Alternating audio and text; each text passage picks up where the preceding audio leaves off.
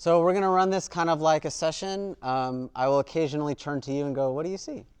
Are you ready? Cool. Let's find a place to make a phrase.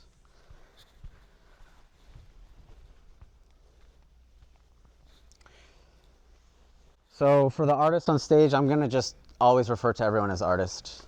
We're going to spend about 5 or 6 minutes. Use this as a chance to compose a phrase, and then we will keep working with this phrase over the time. So when you are ready, you can begin.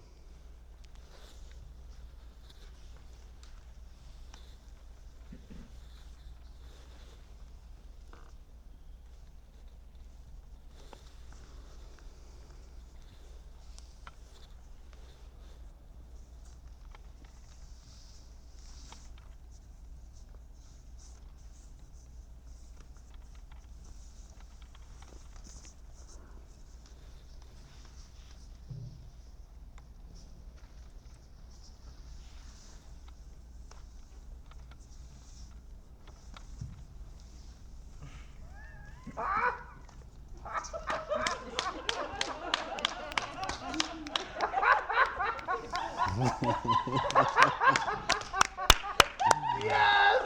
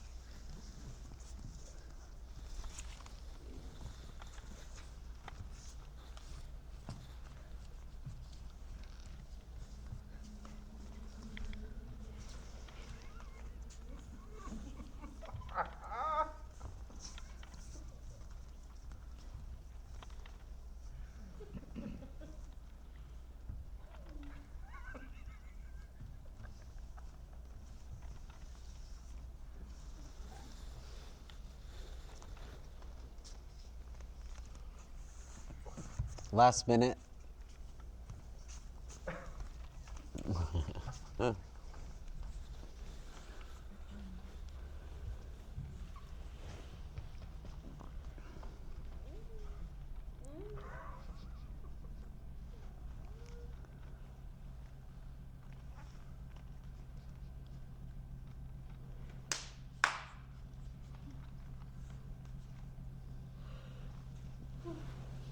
And coming to your landing place with this.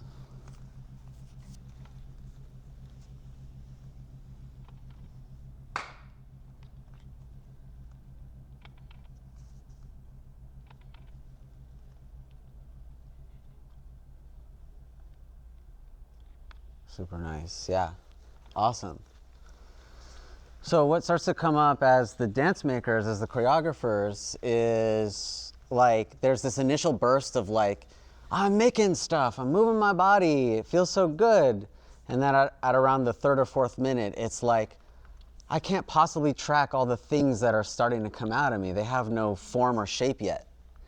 So this is where, as the choreographers, we start to say like, okay, well, what is beginning to capture my interest? Is there a spirit in this, something, even if it's a little fuzzy or distant, that I can just accept as like, this is my experience right now, it's enough to continue moving forward with.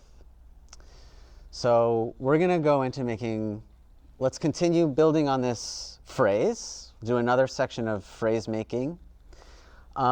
Just as a reminder, like lots of space to be using down here, making new pathways if you want. And also, we're lucky to have an audience, so like feeling this resonance of like being close to people that we don't necessarily know. So we're about to go into making a second phrase, or building on that phrase. Which way?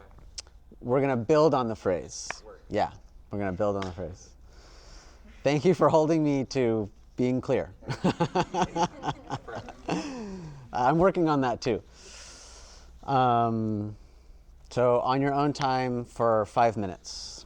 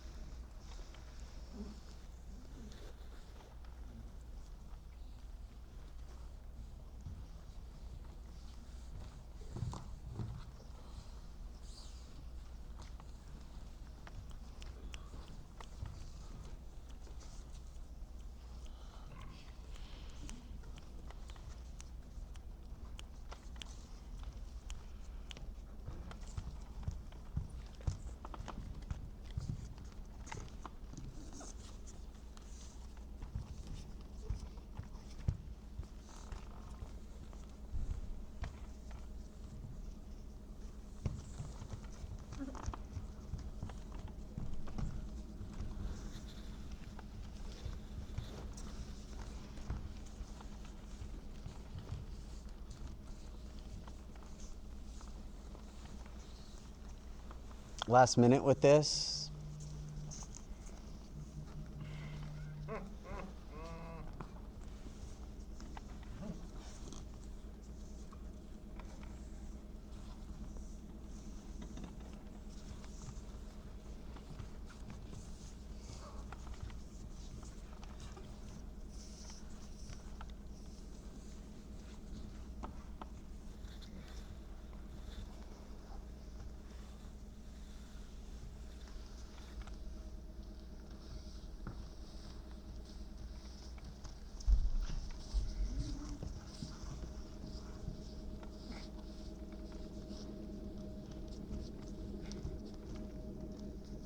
And finding your landing place with this work.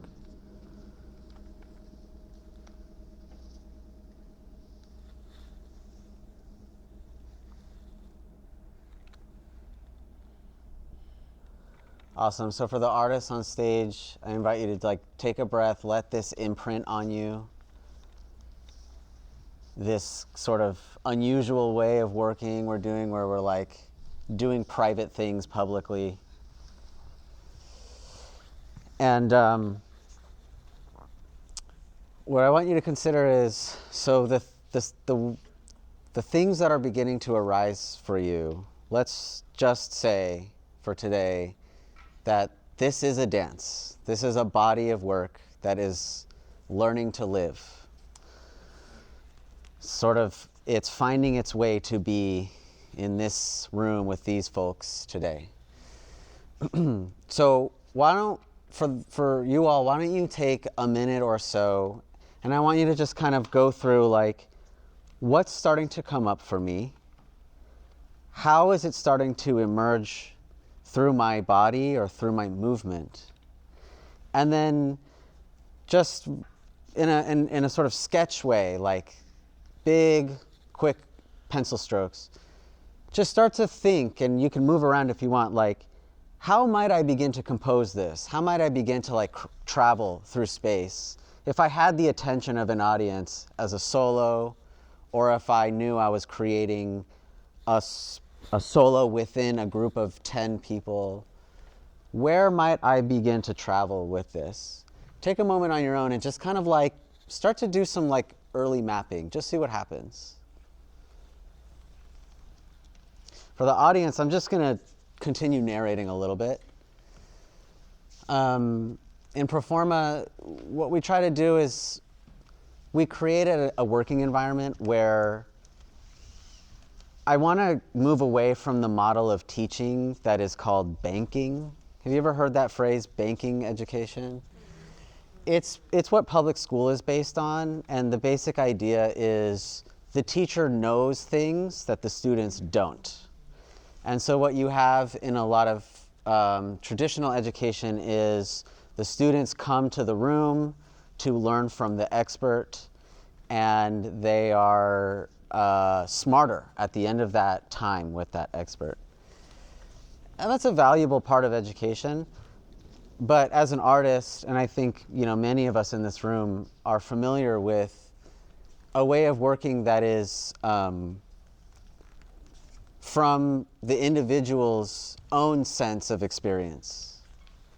And this is more of a culturally responsive way of working, which is an individual's spirit and personality and the things that they like and the things that they don't understand and the culture they come from and the experiences that they've had. That's the source of their knowing. And I find that dance is a really exciting place to work that way. So that's kind of what we're watching. I'll also just say, in dance, we tend to not have time or the money to have more time. We're always up against some kind of deadline and limitations on space. And so we are always inventing new ways, smarter ways to use the time that we have. And you're helping us with that. Cool. So let's just hold it right there. That's really awesome. So now that we have these independent pieces, let's just see what happens when they start to become dances. we're gonna play like 2s, 3s, 4s at a time. And some things are already beginning to happen. You may have noticed that near the end of the second composition time, images were starting to emerge and levels were happening and people were making some creative choices in response to other things. So it's already trickling out. We want to give some space now to let those things emerge and teach us where the dance is going. So maybe we can all move to the edges of the play space. And why don't we start with maybe 3 people. What we're going to do here is we're going to have 3 artists work independently. They're not trying to be a trio. They're just working independent. So any 3 who are interested in going? Cool. On your own.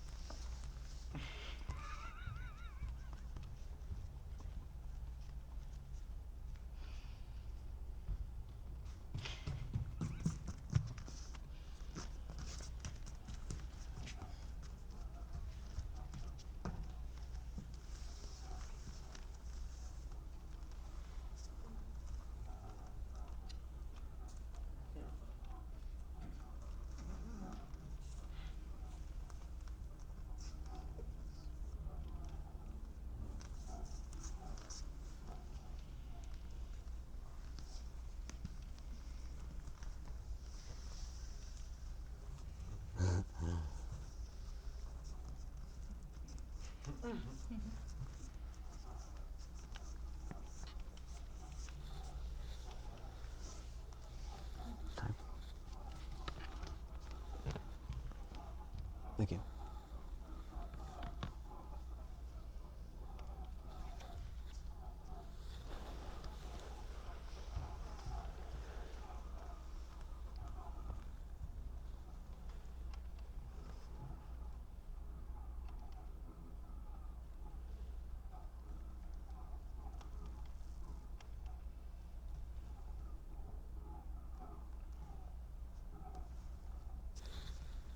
Coming to your landing place with this dance.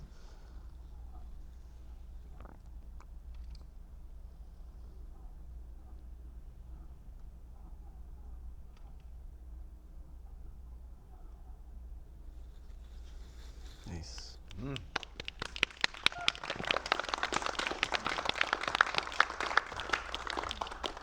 Want to go 4?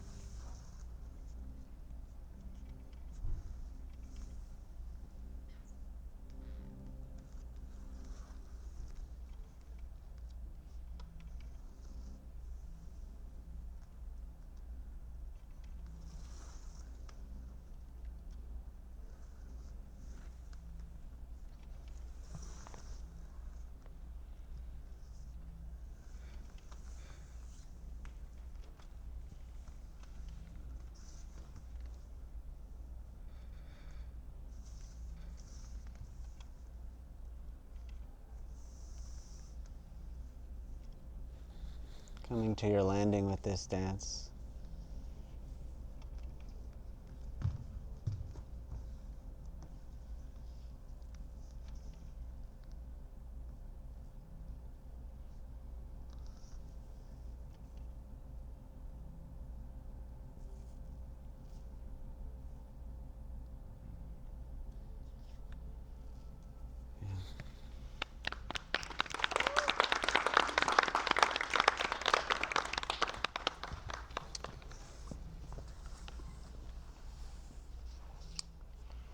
So I'd just like to ask for folks in the room, based on what we're starting to see, what are you starting to observe or pick up on? What's kind of catching your attention as we're starting to watch these dances happen? Yeah. I think because you've prompted everybody to create a piece separate from the others. I feel like I was, don't you giggle at me, don't you giggle. I was like prompted to like lean over to my partner and say, who are you watching? Like what are you seeing? What's pulling your attention? And it's almost, I mean, I'm struggling to watch each thing separate from the other because I realize that's the experience that each of the artists are experiencing. And as somebody who's observing the space, of course everybody's influenced by the other, and of course are probably influenced from me like whispering to my partner like, who are you watching? So I guess that's what I have to share is that's my experience as an audience member watching these pieces. Is what are you watching individually and what are you experiencing individually? Yeah. I'm very much drawn to the foreground versus background of like being in this ground level seat, where I feel like because we just have like this tiny touch of sound, like the sound that I'm feeling is like the volume of a dancer that's closer to me versus the volume of a dancer that is all the way upstage, and I'm like enjoying when they get louder and softer as they move between planes. I'm also having a fun time playing with that focus. Like, I think the music also sometimes helps, where I'm watching one person and then the music enters in very little way, and I pan out and I'm able to see multiple bodies at once. Yeah. I'm really aware of like rhythm and reverence, like differences in rhythm or shifts in rhythm, and also reverence is in like an individual's reverence of the image that they're pursuing, or like the collective creating a state of reverence. But yeah, so like rhythm and reverence are like the things that are on my mind. That's cool. Yeah. I'm finding I'm very drawn to repetition. Oh. It feels like I can enter the vocabulary of the mover, repeating, and sort of like develop a relationship with that shape or that movement, that gesture. Yeah, that's cool. Yeah, it's nice to hear, like, I'm picking up on things that are close to me, far away, because it's different for every person. Like, one of the things that comes up in dancing is like, well, where should I do it? Like, should I be close? Should I be far? Like, those questions sometimes are helpful later on in the rehearsal process. Like, sometimes we need to think like, we need to know the placement because it matters to the rest of the composition. But early on, you know, it's very valuable to go like, here's what tends to be experienced by people experiencing a dance.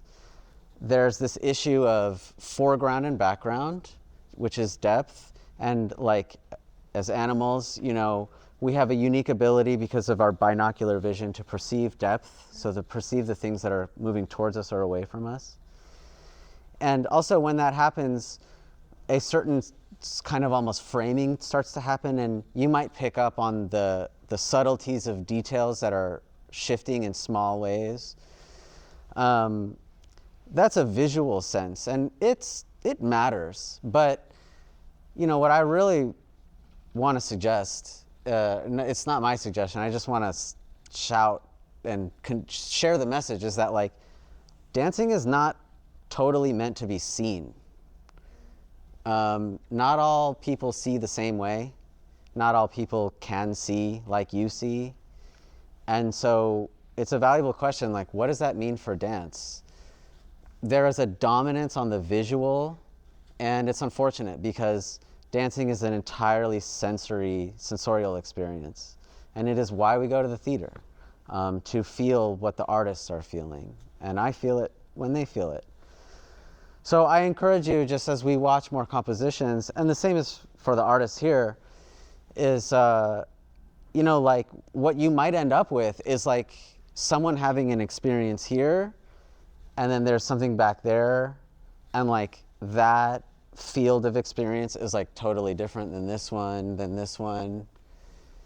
And like, that's the gift of that dance, you know?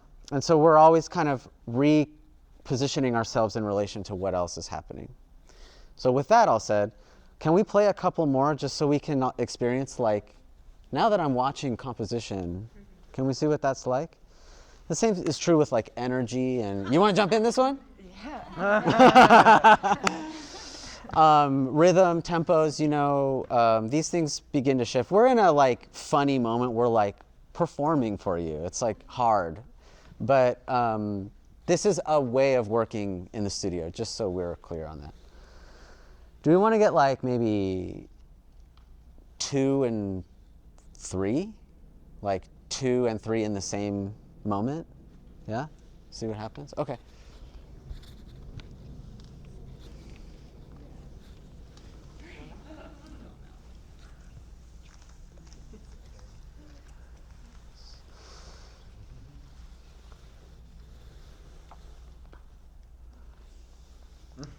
Yeah.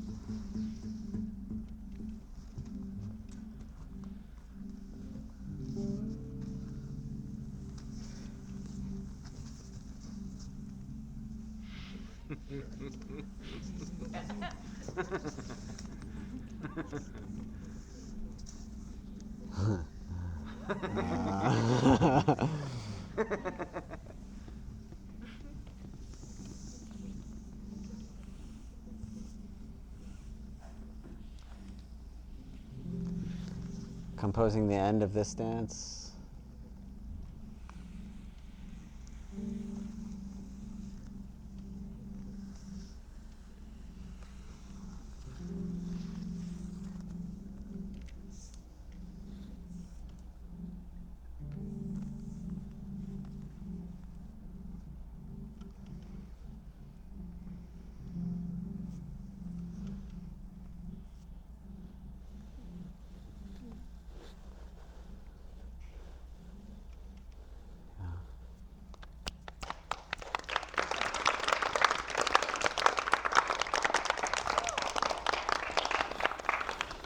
Maybe just one more of these. Can we get a solo?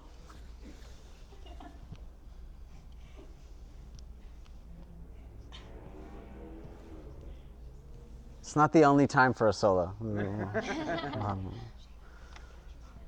Let's go, yeah.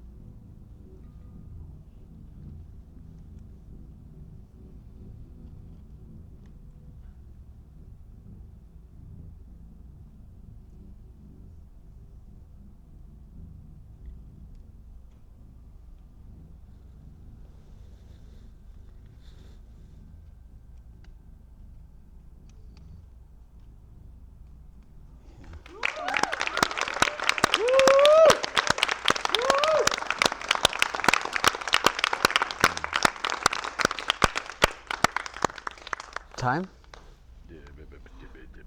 52, perfect.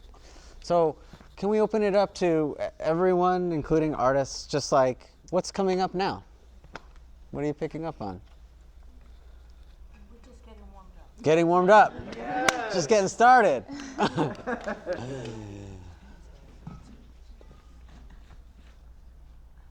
think I find myself like subconsciously taking so much from how I'm interpreting the group dynamics based on how many people are moving. Even though everyone's working individually, I think like, because each dancer has their own internal sense of structure, there are these moments that collide or contrast or whatever. And when there's like 2 or 3 people moving, I think I can still interpret those individually. But once it becomes 4 or 5, I start to think in like smaller groups, and I don't know if it's just like that's as much as I can possibly process at a given time, but it's interesting to, and then when we end with the solo piece, like it was interesting to think like, oh, what's she not responding to, or what is she responding to that I can't see, and I've never really thought of dance that way, so I thought that was really neat. That's cool.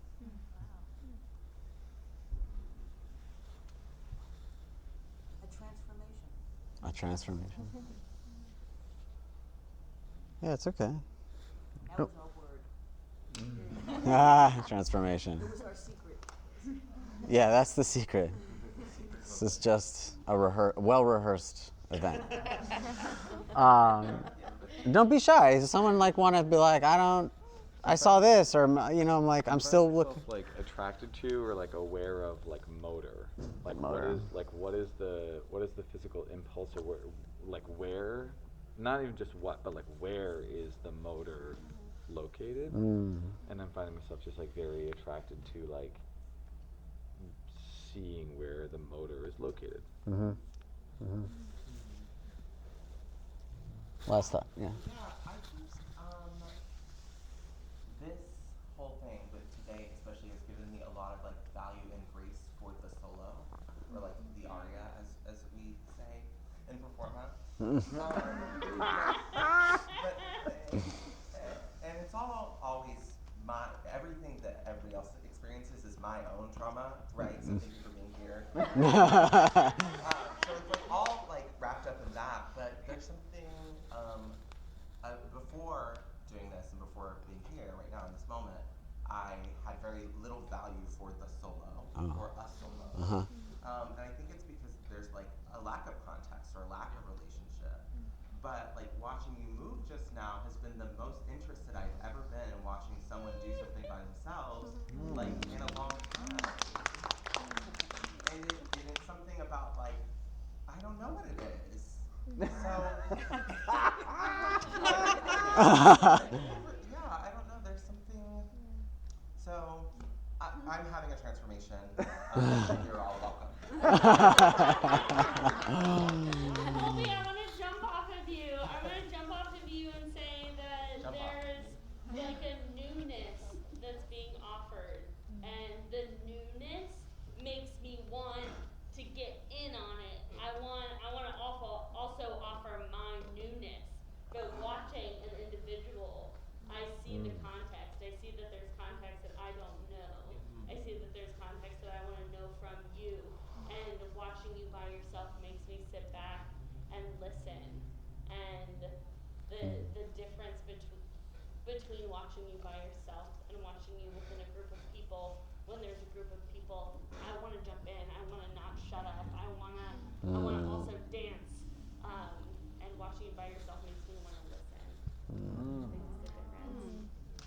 Wow. I really found like there's a mirroring sometimes, like feeling people's breath and like letting myself move with, not in the same way, not in that, but like my head would tilt. My breath may shift, like I could notice the pace of your breath at certain moments. And then I craved the audible breath when those did show up, too. Similarly, there was a footwork where there was some sliding noise that happened. It was like slide, squeak was one language, and then there was a crunch, and I was like, what is the crunch? Yeah. So hungry to live with that crunch, as well as the air and the space. I closed my eyes for a while and could feel a person come. Then I was like, oh, whoa, our relationship has shifted. Where someone else, I was like, I had no clue you were right there. Yeah. Yeah. Thank you. Thank you. Yeah. Invitation into relationship.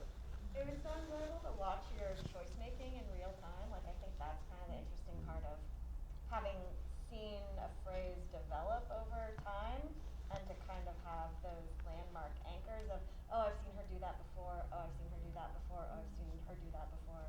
And the strength of like moments of, oh, I'm going to sit here for a while in this moment and take in the audience and make a choice to do something differently again. And then like your choice to end was so powerful because it was so unprompted, and it was very clear that for you, like, you had explored the things you had been exploring for the past, 45 minutes or so, and it felt like you had made such a clear individual choice to say, okay, I've explored enough of these things in this way, and now I'm going to be done, and like that was really cool to watch. Mm-hmm. Yeah.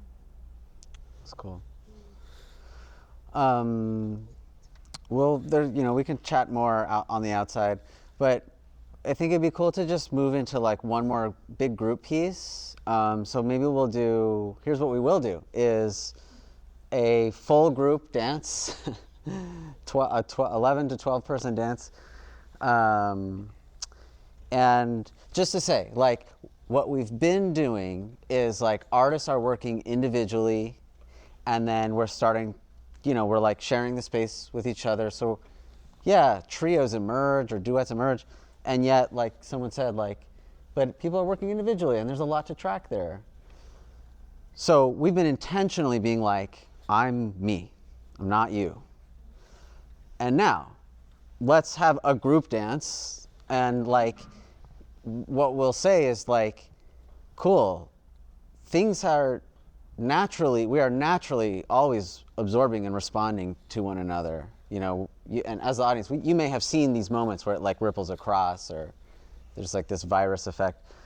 But let's just say that like, let's compose a dance as a group, and your material is no longer your own. So, all possible variations and combinations in this dance are part of this composition. I don't want to over-explain it, but and what we usually do in Performa, like near the end, is like we'll do a couple of these group pieces, and it's like a way to practice and say like, cool, so we're watching the space, and suddenly entrances and exits and my timing when I join this thing or when I let something else take precedence is really significant. So that's an internal sense of timing and an internal sense of composition, and we navigate that and we negotiate together. So we'll be your audience, if that's okay. And can we just say, like, for all artists who are interested, we can make one last group dance, and that'll give us something to end with? Is that okay? Mm-hmm. Cool, yeah. And I'm not going to call the ending.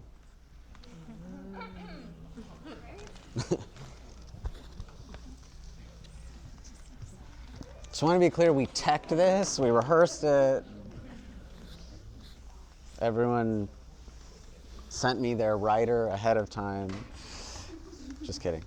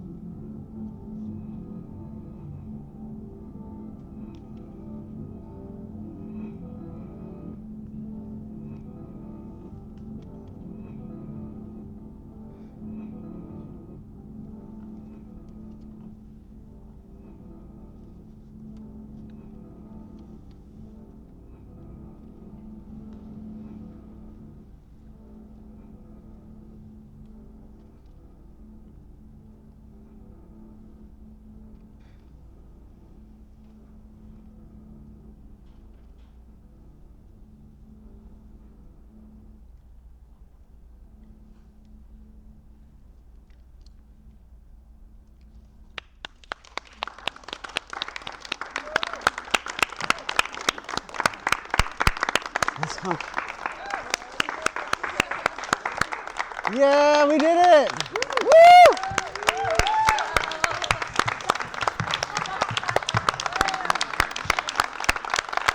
Thank you. Thank you so much for that. We gotta go. But I'll just go through everyone's name one more time. We have Dylan, Hubert, Irina, Sheila, Livia, Via, Chelsea, Colby, Michelle, Christina, Sarah, and Ruthie. Thank you. And Adam. And this is also a free show. So It's a free if you show. want to donate to the artists, hopefully, Performa keeps going for a long time. And you can help them do that. So this is a QR code to donate directly to them. And then I also have a hat.